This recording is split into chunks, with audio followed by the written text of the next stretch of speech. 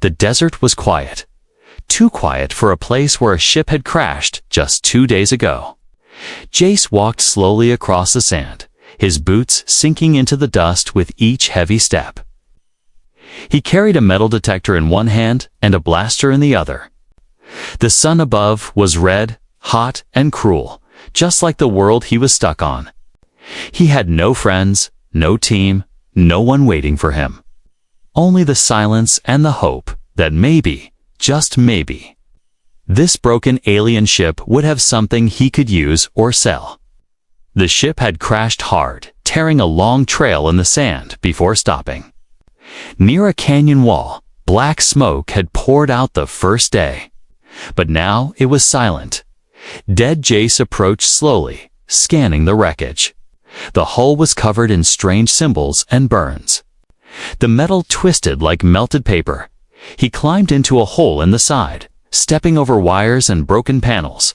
Inside, it smelled like fire, oil, and blood.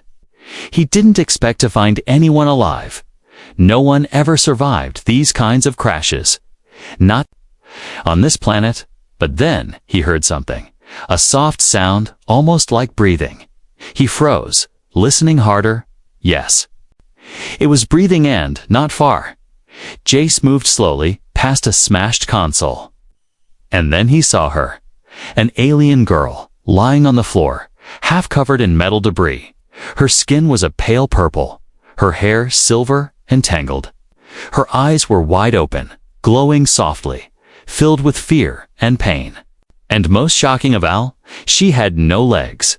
They were gone, torn or burned away. Only bandaged stumps remained. She looked like she hadn't eaten in days, her lips cracked, her body trembling. But she was alive. Jace's first instinct was to walk away. She wasn't human, and he had no reason to help her. She couldn't offer him anything, no money, no reward. But then she looked at him. And he saw something in her eyes, not just pain, but loneliness. It mirrored the same emptiness he carried inside, the same emptiness that had haunted him since he was left behind by his own squad. Years ago, he stepped forward slowly, hands raised. "I'm not here to hurt you," he said. Even though she probably didn't understand him, she flinched anyway, her hands gripping the ground. Trying to pull herself back, Jace kneeled beside her, pulled a small water bottle from his bag, and placed it near her lips. She hesitated, then drank, slow and weak. He watched her throat move as she swallowed. That alone told him she still wanted to live. He looked around, saw a blanket tangled in wires, and gently wrapped it around her. "You need help," he whispered, more to himself than her. She didn't speak, just stared at him with wide, confused eyes. He didn't know her story, why she was on the ship, who she was, or if anyone was coming for her. But something told him the answer was no. No one was coming for her, just like no one ever came for him. Carefully, he cleared the metal off her body and lifted her into his arms. She was light, too light, like someone who hadn't eaten in a long time. Her head rested against his chest as he carried her out of the wreck. The wind picked up, blowing dust around them. Jace didn't stop walking, even when the sand hit his face like tiny needles.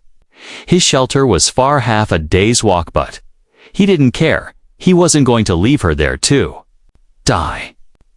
Hours passed, the sun started to fall, and the sky turned orange. Jace's arms ached, but he kept going. When he finally reached the small cave he called home, he laid her down gently on his only bed. She didn't move, just looked at him, tired and unsure. He lit a small lamp, made her some warm soup, and set it near her mouth. She took a sip, then another, her hands trembling as she held the spoon. Jace sat nearby, watching her, not speaking. For the first time in years, he wasn't alone. That night, as the stars came out, he looked over at her again. She had fallen asleep, her breathing slow and steady. He leaned back against the wall and closed his eyes. He didn't know what tomorrow would bring, but tonight, in this broken world, two broken souls had found each other, and That was something worth holding on to. Asterisk the next morning, Jace woke to the sound of movements, low dragging movement. He looked over and saw the alien girl awake, trying to sit up in his bed. Her hands gripped the edge of the mattress, her body shaking as she tried to adjust her position. He stood quickly, not wanting her to fall. "Easy," he said gently. Reaching to help, she froze when he got close. Eyes wide and alert, like a cornered animal. He paused, raising his hands. "It's okay. I'm just trying to help." The silence between them felt thick. She didn't say anything, but her breathing slowed a little. He moved carefully, placing a cushion behind her back. Once she was sitting up, she looked around the cave's shelter stone walls. A small fire pit, some scrap tools, and a broken droid in the corner. Not much, but it was safe, dry, and warm. Better than a wrecked ship in the desert. Jace didn't try to speak more. He just walked to the fire, stirred the small pot of soup, and poured her another bowl. This time, he handed her the spoon instead of feeding her. She held it awkwardly, like it was unfamiliar. But after a moment, she began to eat, slow but steady. Jace sat down a few feet away, watching her silently. She was still cautious every movement she made. Every glance she gave him was filled with fear.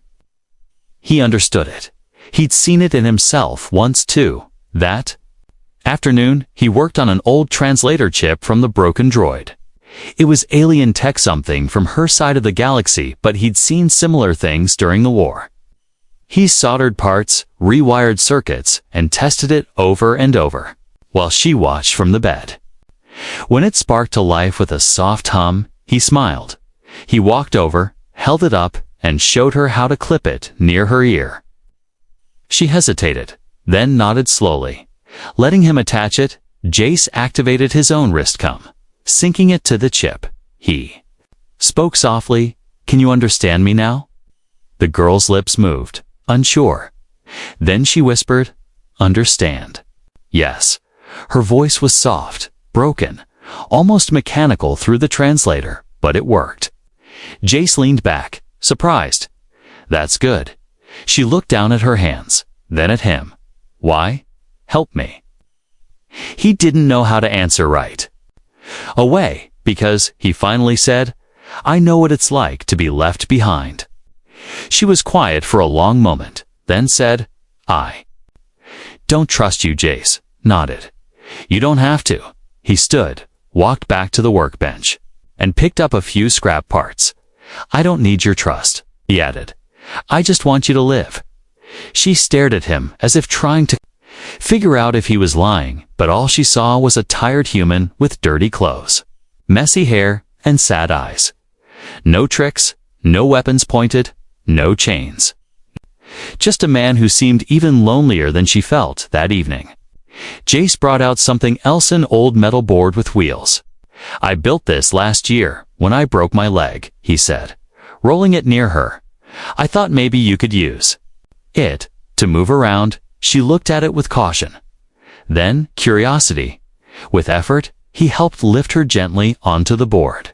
Patting it with cloth and tying her in safely, she tested it, pushing forward with her hands. And the board rolled smoothly across the stone floor. A small smile touched her lips for the first time since he found her. Jace noticed but said nothing. He just watched her explore his small shelter slowly, using her arms like strong oars. She moved with grace, even without legs. Later that night, they sat by the fire, eating in silence. He handed her a small slate and chalk, and drew a simple stick figure, pointing to himself. "Jace," he said. She looked at the drawing, then pointed at him. "Jace."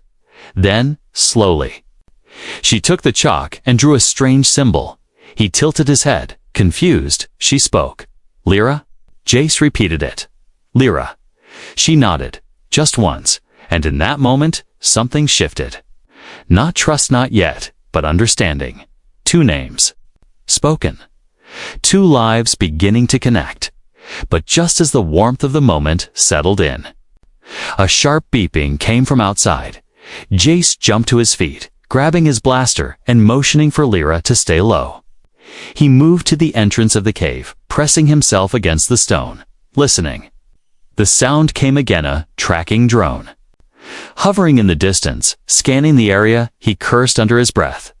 They're looking for something, or someone behind him. Lyra whispered, not safe. They want me back. Jace turned toward her. Who wants you back? Her. Face went pale, her voice shaking. Hunters. My own kind. The quiet had shattered. And now, they weren't alone anymore. Night fell fast. The desert outside was cold and silent, but not peaceful. Jace sat near the cave entrance, his blaster across his knees, his eyes focused on the distant dunes. Beside him, Lyra sat on her wheeled board. Her body still, her eyes glowing faintly in the dark. She had barely spoken since she said the word hunters. But Jace didn't press her. He knew fear when he saw it. He had seen it in soldiers, in children, in himself. The beeping sound from earlier hadn't returned. But something inside Jace's gut twisted with warning. He'd lived alone too long not to trust his instincts. He checked the power cell in his blaster again, then looked at Lyra. If they come, he said slowly, we run. Lyra shook. Her head, they don't take prisoners. Jace frowned. Then we fight. Suddenly. A flash of light swept across the cave mouth. Jace pulled back quickly, dragging Lyra with him. The hum of a hover engine followed. Then voices rough, angry, and not human. Lyra's body stiffened, her voice dropping to a whisper. Them. Jace peeked around the edge just enough to see. A large black skimmer ship had landed just beyond the canyon wall. 3 tall figures stepped out, armored, and scanning the rocks with glowing visors. They weren't soldiers, not exactly. They were scavengers, but the kind that hunted. More than tech, and from the way one of them snarled, she's near. Jace knew this was no coincidence. Can you move at all? He asked Lyra quickly. She shook her head. I'll slow you down. Jace gritted his teeth. I'm not leaving you. He grabbed her board, tossed his bag over his shoulder, and began pushing her deeper into the cave. There was a back tunnel, narrow and rocky, but it led to an old mining shaft. If they could reach it, they might escape through the other side. Behind them, the hunters entered the main cave. Heavy boots crunching over sand and stone. They were here. One of them growled. The fire still warm. Jace moved faster, pushing Lyra over the uneven path. Rocks scraped the board, and dust filled the air. Then crack. The hunters opened fire. Blaster bolts hit the stone walls. Sparks flying. Jace shielded Lyra with his body, dragging her into the narrow shaft. The tunnel was tight, too tight for the larger hunters, but they didn't need to follow. They tossed a small orb in after them. It rolled, beeped once, then exploded. The blast knocked both Jace and Lyra forward, slamming them against the rock. Dust rained from above, and for a moment, everything went silent. Then Lyra coughed, and Jace pulled her close, checking her for burns. She was alive, but they had no time. At the far end of the tunnel, Jace saw an opening hidden cave chamber he'd discovered months ago. He pulled Lyra through, heart pounding, every muscle in his body screaming. As they entered the chamber, Jace scanned quickly for anything they could use. A few old crates, power cells, and a partially buried combat drone alien tech, forgotten. And dusty. Lyra's eyes locked on it. That drone. Old unit, still usable, she whispered. Jace raised a brow. You sure? Lyra nodded.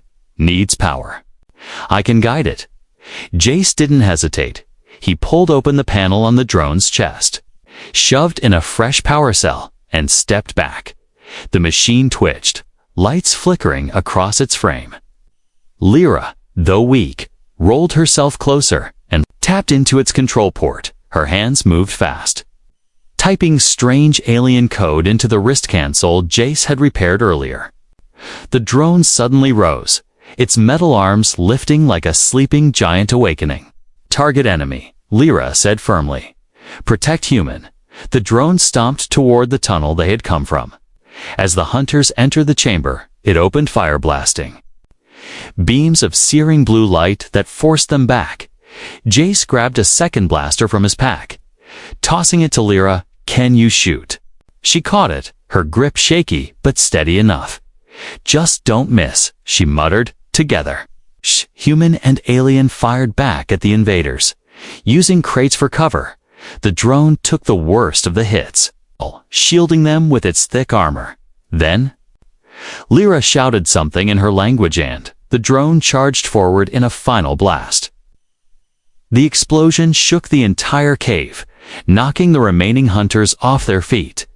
Dust and fire filled the air, and then, silence. Jace coughed, pulling himself up. He looked around. 2 hunters were down. The third was gone, fled into the dark. He turned to Lyra, who was still on the ground, breathing hard but alive. "Are you okay?" he asked. She nodded slowly, her voice weak. "You didn't run." Jace sat beside her. Blood on his shirt, dirt on his face. "Neither did you," he said with a tired smile. They sat in silence, surrounded by rubble and smoke. 2 strangers, both nearly killed, but both still alive because they refused to let the other fall for the first time. Something unspoken passed between them. Not trust, not yet, but something close, something like loyalty. And it was only the beginning. The cave was quiet again, but the silence was heavy. Jace sat beside the fire, his arm wrapped in cloth, burned and bruised from the fight. Lyra rested against the wall, her eyes half closed, her breathing shallow. Smoke from the destroyed drone still hung in the air, mixing with the scent of scorched stone and melted wires. They had won for now, but both knew it wasn't over. The last hunter had escaped. He would return, and next time, he wouldn't come alone. Jace didn't speak for a long while. He simply watched the small flame dance, lost in thought. He had faced death before, but never like this, not with someone beside him. He looked at Lyra, wondering what kind of life could make someone fight so hard when they had no legs left to stand on. What had she gone through before that crash? As if reading his thoughts, Lyra spoke softly. "My kind. They don't save the weak." Jace turned to her, surprised she spoke first. "They left you behind," he said, not as a question. She nodded. "Wounded in battle. No legs, no use. So they left me in the ship." Her voice didn't shake, but her eyes did. "I was still awake when they closed the hatch," she whispered. "I begged them." Jace felt his chest tighten. No one deserved that, not enemy, not stranger, not anyone. "I'm sorry," he said quietly. Lyra looked down at her hands, the thin fingers trembling slightly. "They said I was useless, not strong enough." Broken. Jace reached over and handed her a cup of water. She took it, her hands brushing his fingers for just a second. "You're not broken," he said firmly. "You're still alive." She looked at him, unsure if she believed it. Jace leaned back, letting out a breath. "I was left behind too," he said, his voice low. "My unit was ambushed. I got hit. They thought I was dead." He looked at the cave ceiling, remembering the burning battlefield. They didn't come back to check. Lyra's eyes locked onto his. "We are the same," she said. That simple sentence hit Jace hard. He had never thought anyone, especially not an alien, could understand that kind of pain. Being forgotten, abandoned, thrown away like garbage. But Lyra understood it. She had lived it too. Later that night, Lyra moved closer to the fire, using her arms to pull her board inch by inch. Jace didn't stop her. She looked up at him, her voice stronger now. "In my world, warriors are only respected if they win. If they stay whole." She paused. "When I lost my legs, they said I had no honor." Jace frowned. "They're wrong." She stared into the flames, her voice flat, They trained me to fight, to follow orders, to die if needed. She looked at him, her face cold, but not to survive. Jace reached into his bag, pulling out a small object wrapped in cloth. It was a photo old, faded, a younger version of himself, standing with his squad. They taught us the same thing, he said, handing it to her, but survival. That's not weakness. Lyra studied the photo, then looked up. Is this your family? Jace shook his head. Used to be. He took it back. Staring at the smiling faces, they moved on. I didn't. The fire crackled, filling the silence. Outside, the wind howled across the sand. But inside, it was warm. Two broken people, one human, one alien sharing pain, and slowly beginning to heal. Lyra asked, "Why do you help?" Me. Jace didn't answer right away. Then he said, "Because when I was lying in the dirt, hoping someone would come back. No one did." He looked at her, his voice steady. "I won't be that person." For the first time, Lyra's face softened, not a smile. Not yet, but something close. She looked away quickly, hiding her eyes, but Jace saw it. She was beginning to believe him, just a little. He stood, walking over to the drone's wreckage, digging through its remains. "Once I fix the antenna," he said, "we can send a signal." Lyra raised her head. "No. Dangerous," he paused. "You don't want help." She shook her head. "My people will come, not to save, but to silence me." Jace narrowed his eyes. "Then we call someone else." "Who?" she asked. "Who cares enough to come for a human and a crippled alien?" Jace stared at the stars through a crack in the ceiling. "I don't know," he said honestly, "but someone out there has to care." He walked back to her, kneeling down beside her board. "If not, we survive anyway." Lyra looked at him, her expression unreadable. Then slowly, she reached out, hand for the first time, touched his hand willingly. Her voice was quiet. "Then we survived together." The night was colder than before. The fire had died down. But neither Jace nor Lyra could sleep. Something felt wrong in the air, heavy, still, and tense, like a wire ready to snap. Jace checked the perimeter of the cave again, his blaster ready, his nerves sharp. Lyra sat near the drone wreckage, her fingers tapping softly on the half-working console. She didn't speak, but her eyes never left the cave floor. She felt it too. Something was moving beneath them. Jace crouched beside her, whispering, "Do you hear it?" Lyra nodded, deep, far down. But rising, he placed his hand on the ground, still for a moment, then felt the faint vibration. Like a heartbeat in the earth, slow and growing. It wasn't the hunter returning. This was something else. Something bigger. Suddenly, the cave shook. Just slightly, but enough to send dust falling from above. Jace looked at the tunnel entrance, then back at Lyra. "We need to get out of here." Lyra pushed herself forward on the board. "Where?"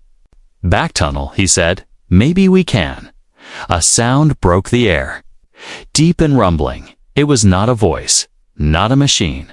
It was a roar, long and monstrous, coming from somewhere under the ground. The cave floor cracked, stones shifted, and something massive moved below the surface. Jace grabbed Lyra and started dragging her board toward the exit. Behind them, the ground split open.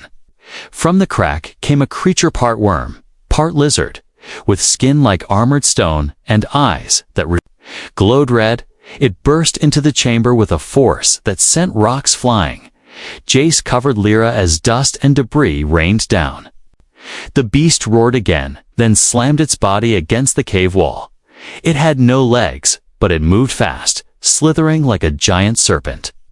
Lyra stared in horror. "Sand Maw," she whispered. "Ancient predator." Jace fired his blaster. Once. Twice burn marks scorched its hide, but barely slowed it. The beast turned toward them, jaws opening wide. rows of teeth spinning like grinding gears. They had no way out, no time, unless... "The drone," Lyra shouted, pointing at the half-destroyed machine. Jace didn't hesitate. He ran to the wreckage, ripped off the power core, and shoved it into the chest plate. Sparks flew. Lights blinked nothing. "Come on, come on," he muttered, hitting the console hard. Lyra dragged herself beside him, connecting her wrist console, bypassing the failed circuits. The drone twitched, then powered on, just as the beast lunged forward. "Command it," Jace shouted. Lyra spoke in her alien tongue. Fast and clear, her voice full of fire. The drone turned toward the creature, raised its arms, and fired a pulse beam. The sand maw screamed, its face burning as the shot hit. But it wasn't enough. To kill it, it charged again, slamming into the drone, crushing one of its limbs. Jace and Lyra ducked behind a boulder as rocks fell from above. "We need more power." Jace yelled. "I can overload the core," Lyra said, her hands flying over the console. "But it will destroy the drone and maybe us." Jace looked at her. "Do it." She hesitated, then nodded, typing in the override. The drone's body lit up with unstable energy, glowing brighter and louder. Lyra turned her eyes toward the creature, her voice calm. "Hey." "Over here," she said. The sand maw turned and charged straight at her. At the last second, the drone leaped forward, grabbing the beast's jaw. Then boom, a shockwave exploded through the cave, shaking the walls and blowing dust into the air. When the light faded, the creature was gone. The drone was gone, and half the chamber had collapsed. Jace pushed rubble off his back and looked around wildly. "Lyra?" he called, coughing. "Lyra." A small hand reached out from the dust. She was alive, burned, bruised, but breathing. He crawled to her, pulled her into his arms. Holding her tight, "You did it," he whispered. Her head rested on his shoulder. "We did." They sat there in the shattered cave, surrounded by smoke and ash. Their bodies broken, but their spirits not, for the second time. They had faced death together and survived.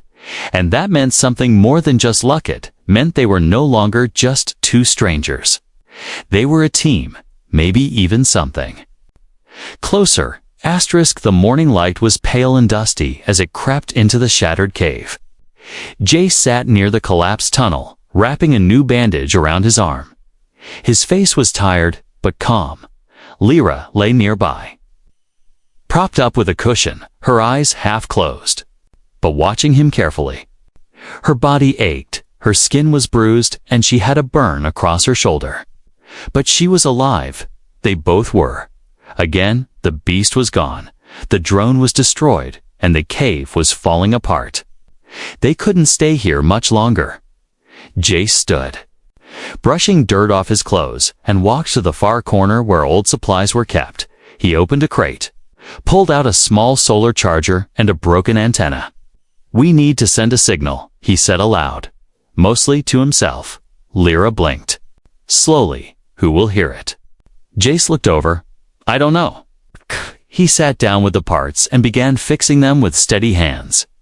"But if we stay here, we die." Lyra didn't argue. Hours passed. Jace worked in silence while Lyra slept in short bursts, her body still healing, her mind still stuck on the words she wanted to say, but didn't know how. She watched him quietly, the human with no one, covered in scars, always moving, always fixing. He had no family, no home, and yet he never stopped protecting her. She had been called worthless, broken, forgotten, but he never treated her like that. He brought her food, built her a seat, saved her more than once, and never asked for anything in return. That night, Jace finally powered up the signal device. A red light blinked once, twice, then stayed on. He looked up at Lyra. "It's working." She nodded. "Will someone answer?" "I hope so," he said. "Human? Alien?" she asked. Jace smiled. "Doesn't matter, as long as they help." Lyra hesitated, then whispered, "If they come for me." "You will be in danger," Jace looked at her with quiet strength. "Then they'll have to go through me." Lyra stared at him for a long moment, then spoke. "Why?" He tilted his head. "Why? What? Why protect me?" "Still?" she asked. Jace put down the device and moved closer. He sat beside her, leaned back against the wall, and looked up at the stars through a crack in the roof. "I don't know what makes a family," he said softly. "But maybe it's just two people who don't leave each other behind." Lyra's lips parted, but no words came out. She felt something heavy in her chest, warm, unfamiliar, almost painful. She had never had a family. Not truly. Her people valued strength, skill, perfection. But they never taught kindness. They never taught her what it meant to be chosen, to be cared for, just because you existed. Suddenly, the signal device beeped. Jace scrambled to it and read the display. Someone answered. He said quickly, "A ship is orbiting nearby." Lyra's heart jumped. "Who?" Jace narrowed his eyes. "Not your kind, I think. But not human either." Lyra moved her board closer. "What did they say?" "They want proof we're worth saving," Jace replied, almost laughing at the cruelty of it. They said, "Why? Should we risk landing for two nobodies?" Lyra's eyes darkened, but her voice stayed calm. "Then tell them," she said slowly. "Tell them I have knowledge of desert cores, rare minerals, energy paths." Jace looked at her. "That's your life's work. Why offer it?" Lyra's answer was firm. "On one condition. They save you too." Jace blinked, stunned. "They only asked for one." He whispered, "They can't have one," she replied. "They get both or nothing." Jace stared at her, and in that moment, he saw something more than strength. He saw loyalty, sacrifice. The kind of bond he thought didn't exist anymore. He walked to the transmitter, sent her message, and added his own. "She's not nobody," he wrote. "She's my family." Hours passed. The cave cold but quiet. Then the sky rumbled, and a beam of light cut through the clouds. A ship landed near the canyon's leak. Black, unfamiliar, but real. Jace helped Lyra onto a sled, and together, they moved toward the entrance. At the door, she stopped him. "If they don't accept you," she said, voice cracking. Jace put a hand on her shoulder. "Then I'll stay with you." As the door opened, and the rescue team stepped forward, weapons half raised in caution, Lyra spoke clearly. "This human case, my only family." And Jace, standing tall beside her, said, "And she's mine." The ship that rescued them was not built for comfort. Its walls were made of black metal, its halls quiet and clean. The crew spoke few words, curious but distant. They didn't know what to make of a human and a legless alien girl traveling together, but they didn't stop them either. They gave Lyra a room, Jace a cot, and medical help to both. And for the first time in years, they slept in soft beds under a real roof. The journey through space was long but peaceful. Lyra spent most of her time in the med bay, where robotic limbs were fitted to her stumps. They were lightweight, elegant, made from rare alloys. They didn't look like her old legs, but they gave her something even more precious. Movement, freedom. The first time she stood, Jace was there, his hands ready to catch her. She wobbled, then took one step, then another. Jace grinned. "Told you you'd walk again." She didn't smile. Not fully, but her eyes glowed a little brighter that day. Later, she whispered to him, "You didn't fix just my body." He looked at her, confused. "What do you mean?" "You fixed my spirit," she said softly. No one ever tried that before. When they landed on a neutral trade world called Nessa Prime, the crew offered them money and passage to anywhere. Lyra refused both. She wanted to stay with Jace. Jace, who had no friends, no home, no Goland. Till now he had her, and she had him. They found work together. fixing machines for local traders. Jace had a gift for human tech. Lyra for alien systems. Together, they made things no one else could understand. The shop they opened became known as the Half and Half Garage. Some laughed at the name, but none laughed at their skills, and slowly, the laughter turned into respect. One day, young alien boy came into the shop, holding a broken translator. He was shaking, scared, and dirty. Lyra knelt down, looked him in the eye, and said gently, "You're safe here." The boy burst into tears, and Jace gave him food and water. Later, Lyra told Jace he looked like me, the day you found me. Jace nodded. Maybe now we do for him what no one did for us. And from that day, their shop became more than a repair place.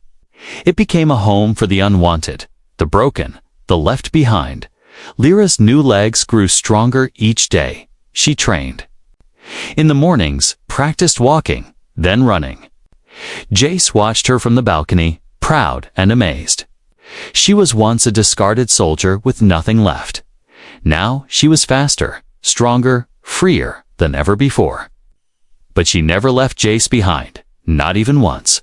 One evening, they stood under Nessa Prime's twin moons, watching the sky. Lyra turned to him, her voice quiet. "You still have no family?" Jace shrugged. They forgot me long ago." She looked down at her own hands, remembering the faces of those who left her. Then she reached for his hand, took it gently. "Then make one," she said. With me, Jace didn't speak for a while. He just looked at her, the girl with silver hair, alien skin, and fire in her soul. The one who had no legs, but stood taller than anyone he knew. "You sure?" he asked, smiling. Lyra nodded. "I may have lost everything, Jace, but with you, I never felt like nothing." He laughed softly. "You're the strongest person I've ever met. And you," she said, leaning closer, "are the kindest." Years passed, and their names became known across systems, not as warriors or heroes, but as builders, protectors, and quiet legends. People whispered stories about the human who saved a legless alien girl, and the alien girl who taught the human how to live again. But the real story wasn't about saving or surviving. It was about two broken lives that found healing in each other. One night, as a storm rolled over Nessa Prime, Lyra sat beside Jace. Under a metal roof, she looked at the rain, then at him, and asked, "Do you remember the day you found me?" He nodded. "How could I forget?" "I had no legs," she said. "And you had no one?" Jace smiled, pulling her close. "But together, we had everything." And as the thunder rolled in the distance, they sat in silence, no longer broken, no longer alone. Just as souls once abandoned now, family, forever.